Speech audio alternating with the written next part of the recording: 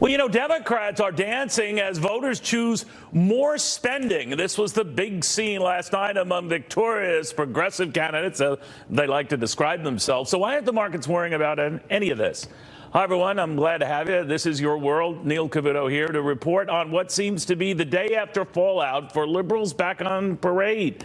Forget about focusing on what happened a year ago. Today is the real story, what happened one day ago and what it could mean in the days ahead. Deidre Bolton on voters giving a signal that they're okay with spending. They certainly are giving that signal, Neil, and you just covered, of course, in Virginia. This was a huge win last night for the Democratic candidate, and I think it's worth pointing out, we went through in our own in-house estimations about what was important to voters. So I'm going to read this list for you, Neil. You have the most important issues facing the state of Virginia, and again, this is according to people in Virginia, right? So you have these here: healthcare, economy, education, and taxes. So you can see out of these four categories, three are about money. Healthcare, this really, we can't underline this enough. Speaking with voters who were coming out after, people who wrote in, this is really what they're thinking of. Now, people who are worried about spending, government spending, they point out that if you look to the pockets of strength in Virginia,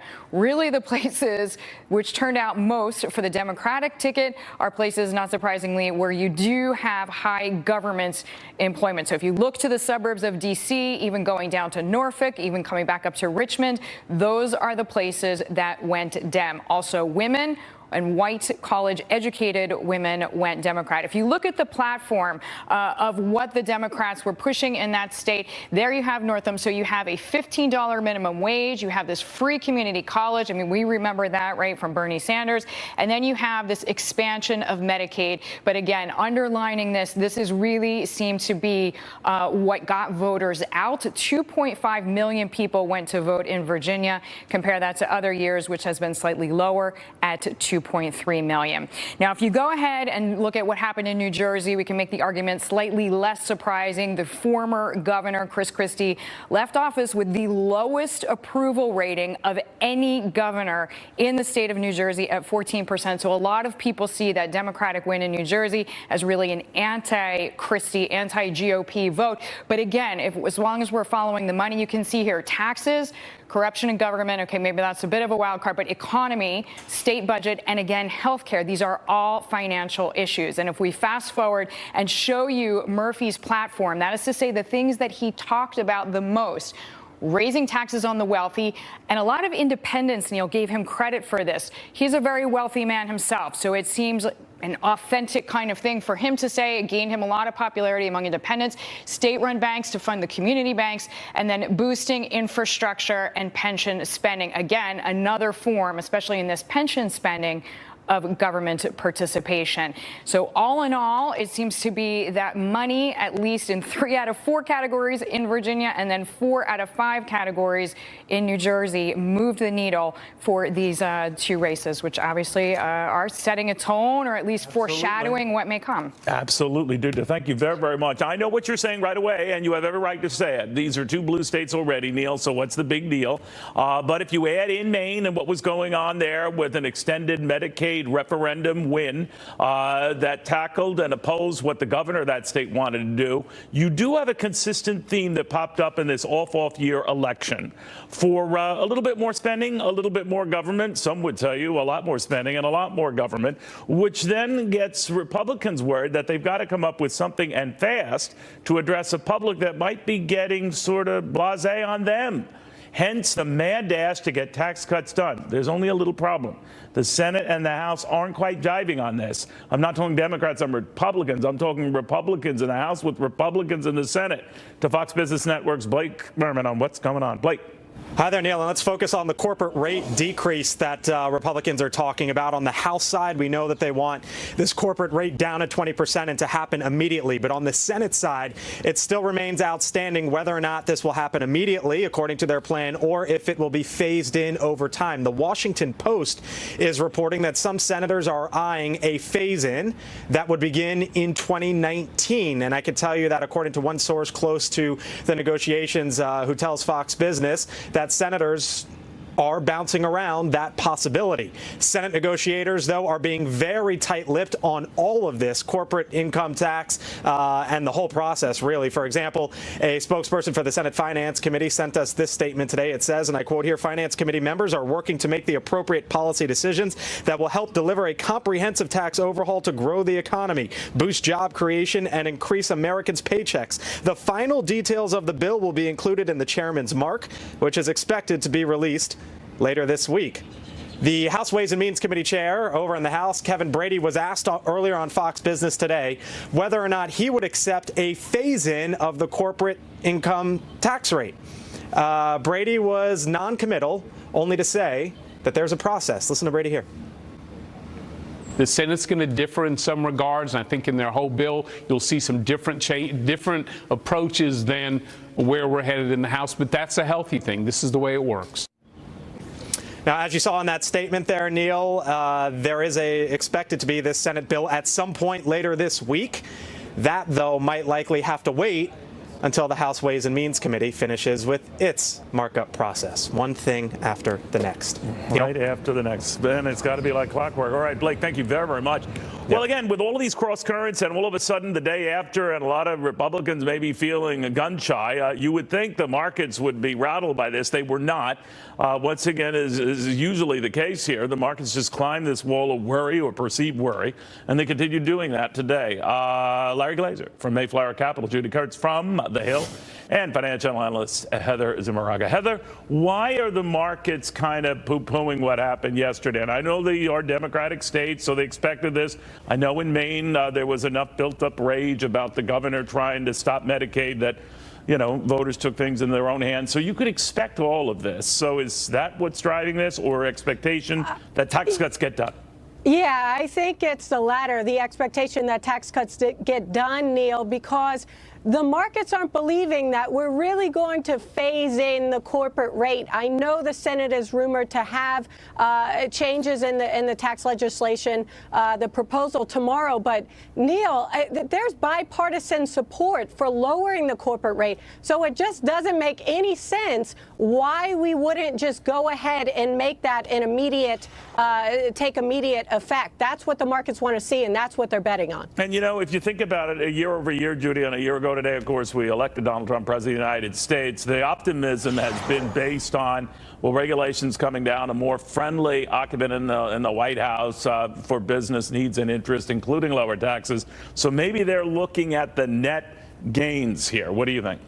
That could certainly be the case, Neil. I think the real story here is the immense pressure that Republicans are now under, particularly given the Democratic wins last night. You know, they were already pressured to put some points on the board, and now it's like the Super Bowl with trying to get this tax reform passed. And you would think that this would be easy to do. What politician doesn't like handing back some money to voters? But when you really get in the weeds with this stuff and how you're going to pay for it, then it becomes really tough. And that's become the issue, right, Larry? How you pay for it, and dramatic differences we're going to be adding later in the show between the Senate and the House. But is it your sense that the markets are justified in continuing to run up the way they are, even if they don't get this right away?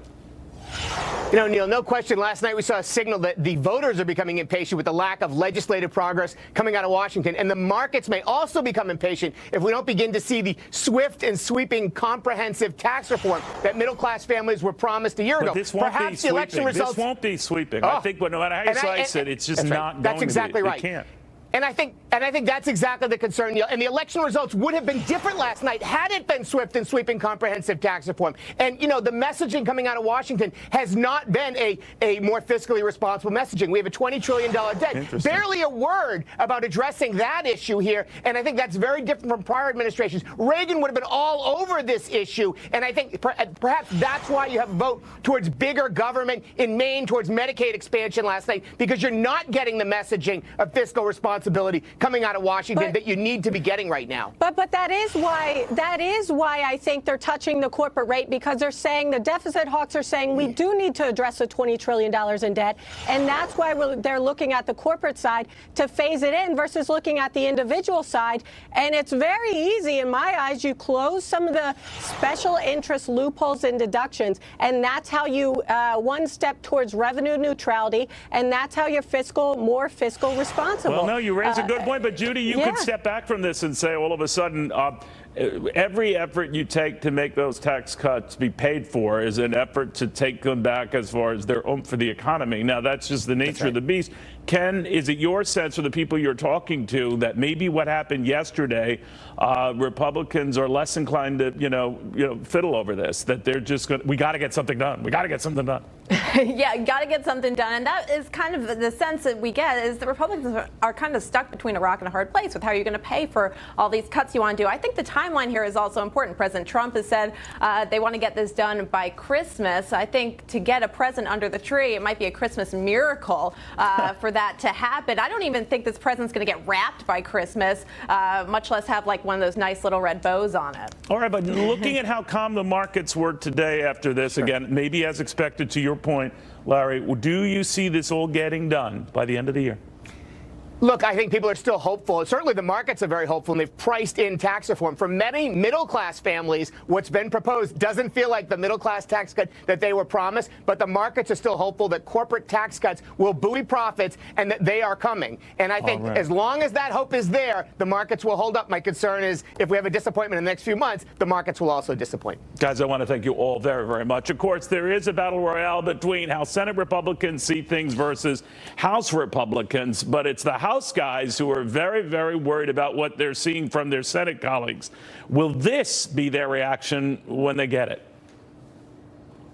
I know it's worked!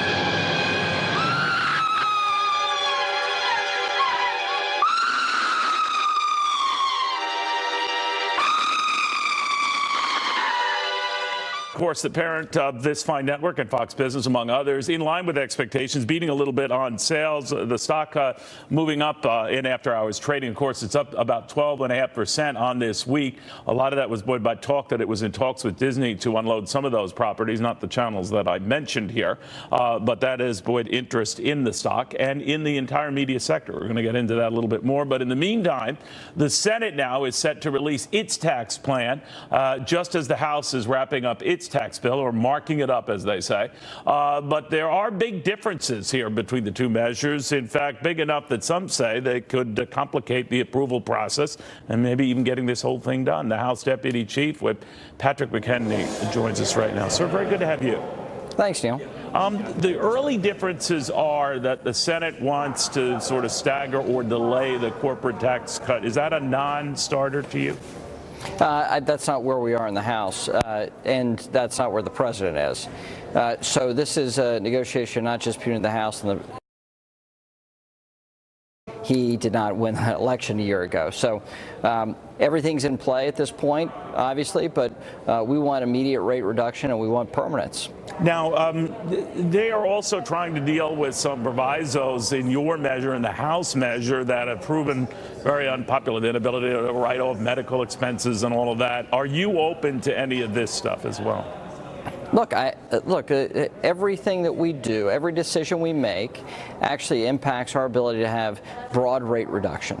So we've made the tough choices in the House to dramatically simplify the individual code, the corporate code, and the individual pass-through small business code. And so I think we've made the right choices in the House. Not perfect, obviously. A lot of give and take to conform with Senate rules. And so we're cramming as much tax relief as we can to middle-class families and to businesses as possible, and still conform with the Senate rules. When you talk about the medical expense question, it's utilized by a very small percentage of largely wealthy people. It does not have that broad-based impact on families that we think is necessary for it to meet the desired consequences. So what is your sense of the timetable here? Maybe these, to your points, or these differences are ironed out.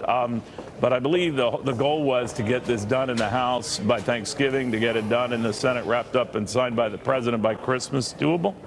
Yes. It has to be doable because we want to have immediate tax relief for middle-class families. The complaint I hear loudly from my constituents at home, and what we saw in elections in Virginia yesterday, is Republicans want results, and they demand outcomes. And so if we get outcomes, if we actually pass tax reform and get the first steps of health care reform done, the first fulfillment of the president's pledges when it comes to immigration and border security, look, we're going to be in fine shape a year from now. And if we don't get anything done, then people are going to say, what use are you? So we know the consequences of failure are very real, and that motivates us to get this thing done in a timely fashion. You know, since a lot of people have criticized the plan, maybe given the limitations and the budgetary requirements in order to get this through reconciliation and a simple majority of votes in the Senate, that it's already watered down, and now the Senate could water it down some more. Are you disappointed? In the Senate? In either then, that this is not what it was originally billed to be, that a lot of people are just disappointed that the tax cut isn't that big. Well, originally it was supposed to be revenue neutral, and the Senate was able to come up with a compromise to have $1.5 trillion of tax relief. Right. We want to go further in the House, obviously. We don't have to conform with the Senate rules to do what we want to do in the House. But if we want to get a bill through the Senate with 51 votes, we have to conform with their rules. Am I disappointed in the Senate? Look, I'm a member of the House. We wake up every day disappointed with the Senate. It's what we do. It's not a partisan issue. It's just the nature of a bicameral legislature. But I think even still, my Senate colleagues, my Senate friends know the consequences of failure. And they will see it next November, and we'll see it next November in the House. If we don't get things done, we're going to get things done. You should hear what they say about you. All right, I'm kidding. Thank you, Congressman, very, very much. Thanks, Neil. All right, well, probably the news isn't so shocking that the shooter in Texas somehow years back managed to escape from a mental health facility. The bigger surprise we discovered is how there were even mental health facilities to begin with. They're a dying breed, to say nothing of psychiatric hospitals. They're also a dying breed. What happened? It's dangerous that it keeps happening. Vice President Pence in Texas right now. A short time ago, he arrived there. He's visiting with victims of that church shooting. He's going to be attending a prayer service with his wife, Karen, tonight. Matt Finn has the very latest on the investigation that is ongoing. Matt.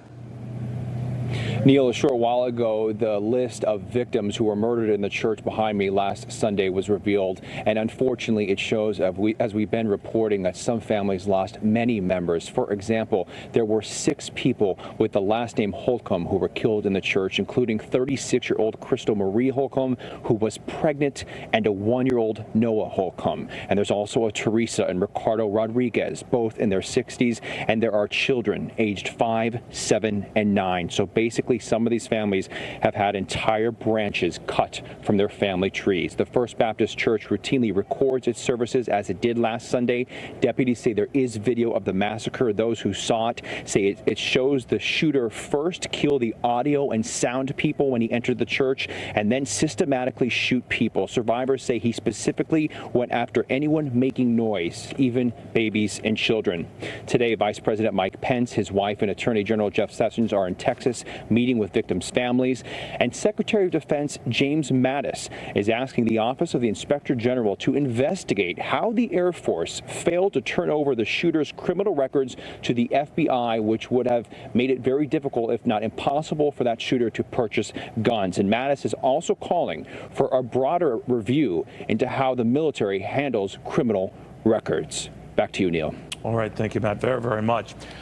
So much we still don't know. For example, on Devin Kelly, the shooter here, that he left a mental health facility, escaped, more probably the case, back in 2012. Now, just the number of mental health facilities in that time have gone down close to 17%. And I'm leaving out psychiatric hospitals, mental hospitals that at their height in the 1950s in this country housed better than 500,000 American patients. That was then. Where are they now? That's the problem to psychotherapist Karen Ruskin. A lot of people, maybe dangerous people, are out on the streets. She joins us right now. Doctor, thank you for taking the time. What happened here? Neil, this is so devastating. What concerns me so much is what's happening with mental health facilities. Why, oh why, are the numbers declining when we need an increase in mental health facilities? And not only are the numbers declining in terms of the mental health facilities, but then once you even get a bed and you get into the mental health facility, the numbers are so large that there's not enough beds for the people who are trying to get in, and the staff is overworked. This is so concerning. And then talk about not documenting. That's another potential problem. If you're not documenting violence, and even let's say you did document violence, are the other mental health care professionals then reviewing the file and reading it? Or does HIPAA violations prevent that? Or are they too overworked? There's not enough hours in the day to read the documents. All of these factors play a role. You know, Doctor, what I'm worried about is back in the days of the 50s, early 60s, when state mental hospitals, psychiatric centers, whatever you want to call them, were at their height, and they housed better than 500,000 Americans, as they said. Where did all of those patients go? Right, good question. What's happened to them? So people who were in mental health facilities, where are they now? Are they in their own home? Are they dead? Are they doing things that are they in jails? If we were keeping up with an audience that size, or a service public, right, then we have to ask. Now there are no such large options. Certainly, when it comes to psychiatric centers, or nearly the number that used to be. These mental health clinics that might have been, where we had Devin Kelly staying.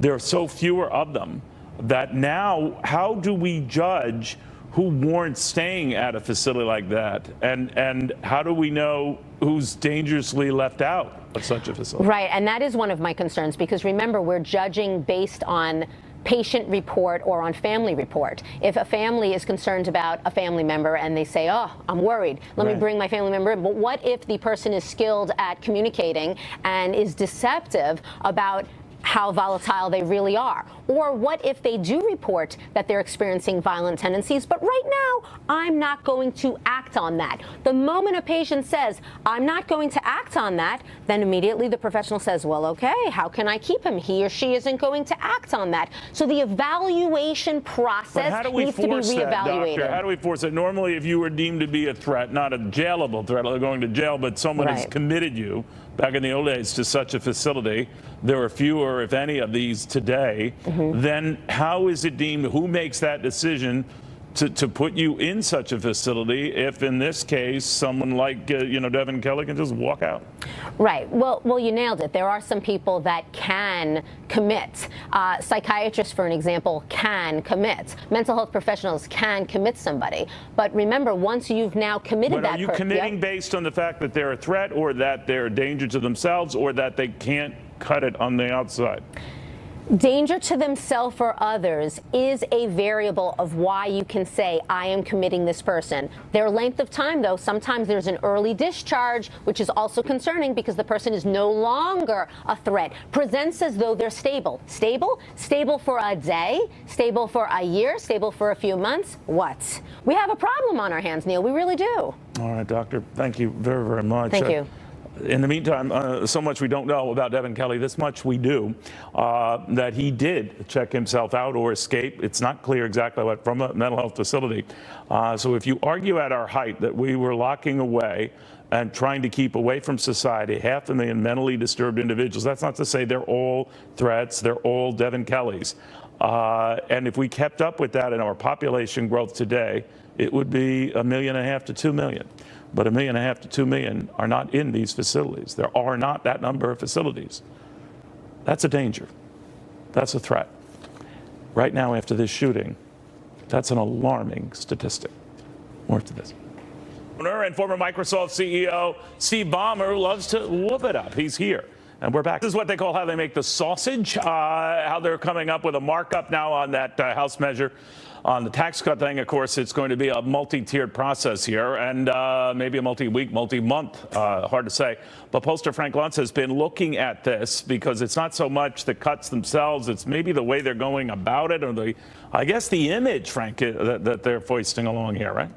the communications, the same thing that happened with the health legislation, where they went to the American people and said, we have an alternative. And the public said, we don't like Obamacare, but we don't like what you're doing either. I think that there's a tremendous challenge within the GOP to communicate exactly what they're doing and why, to set the predicate, to set the context, and then show the evidence that it's successful. And Neil, I brought a few ads for companies. At full disclosure, I've worked for all these people.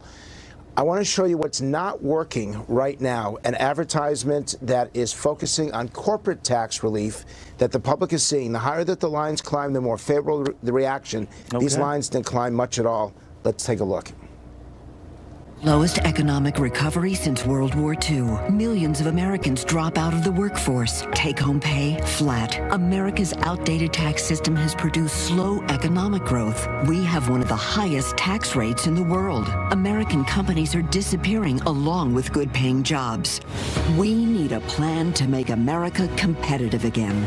Call Congress and tell them we can't wait any longer to give American workers the tax reform they deserve. So, Neil, that's a good ad, but it's not a great ad because it doesn't personalize, individualize, and humanize what's happening here. It doesn't emphasize that the first $50,000 that a family of four makes is not taxed. It doesn't emphasize how it is simplifying the tax code, and that's why it doesn't do well. But I brought with me two more ads that do incredibly well. And the first one actually uses the words, language, and visual of JFK himself to sell tax reform. This one works. Let's take a look. Are too high today and tax revenues are too low. And the soundest way to raise the revenues in the long run is to cut the rates now.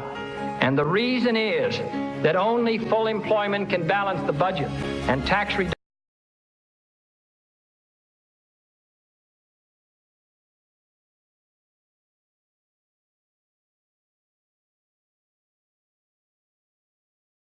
reduction can pave the way to that employment.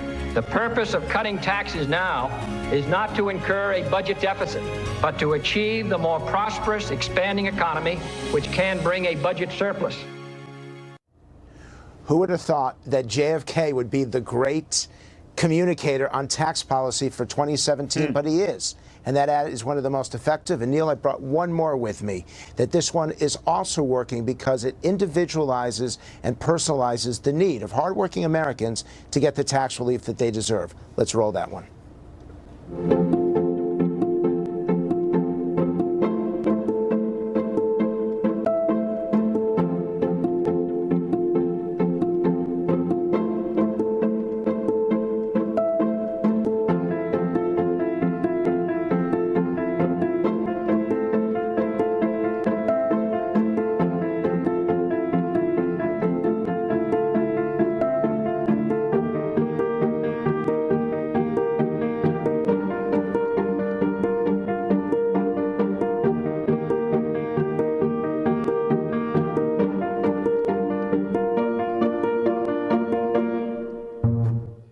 Look at how powerful, how those last two scored so well, because they took a different approach to tax relief, and it's a message for congressional and senatorial Republicans that they better step up their communication game, because as of right now, they're being misunderstood, they're being mislabeled, and they're in danger of losing support for this tax reform.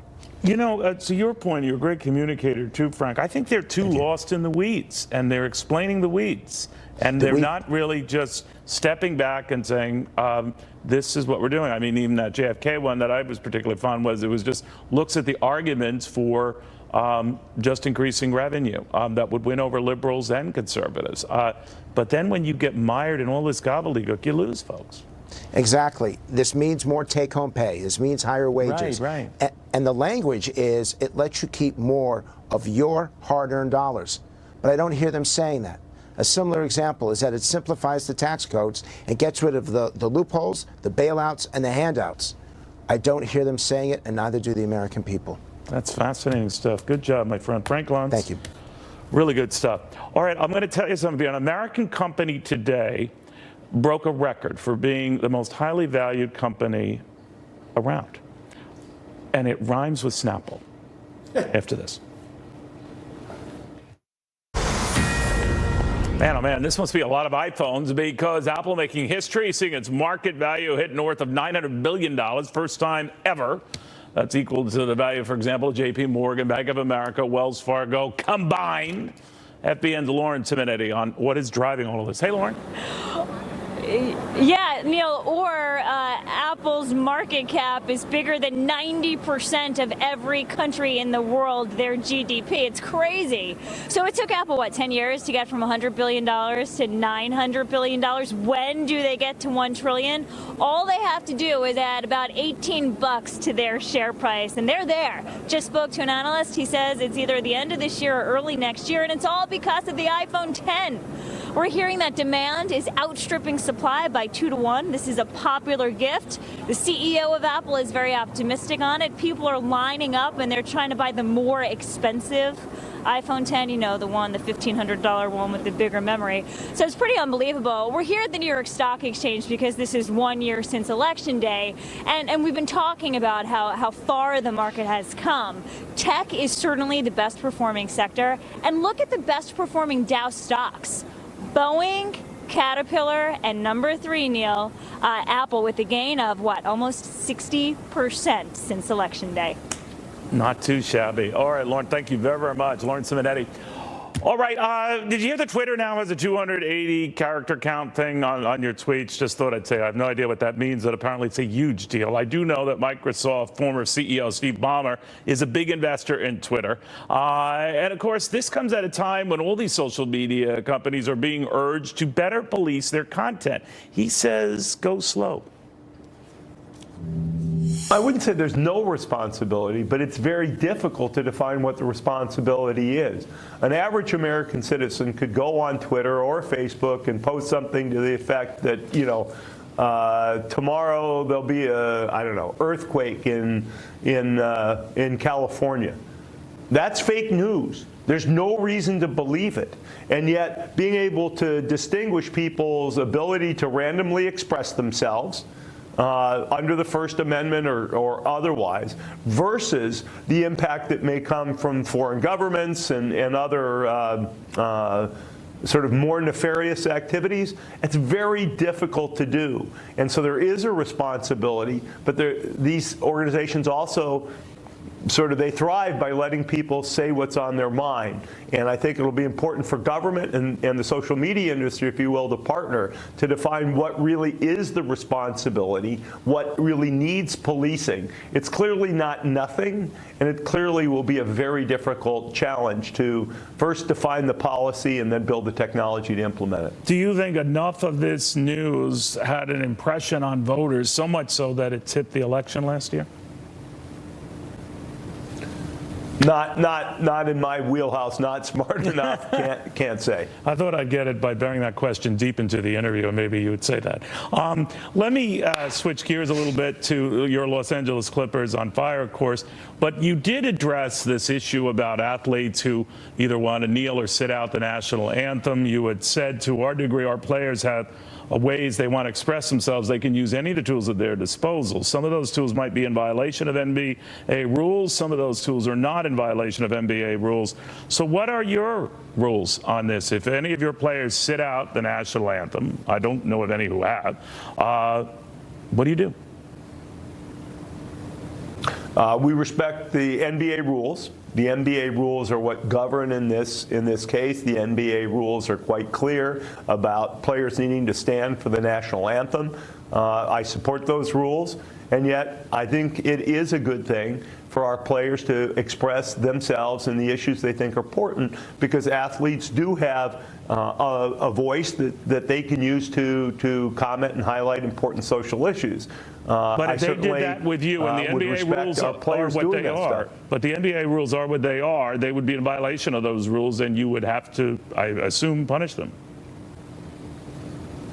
Well, there's clear consequences called out. Everybody understands that. The Players Association has agreed to it. And so it's really, let me call it a rational framework in which players can decide what to do.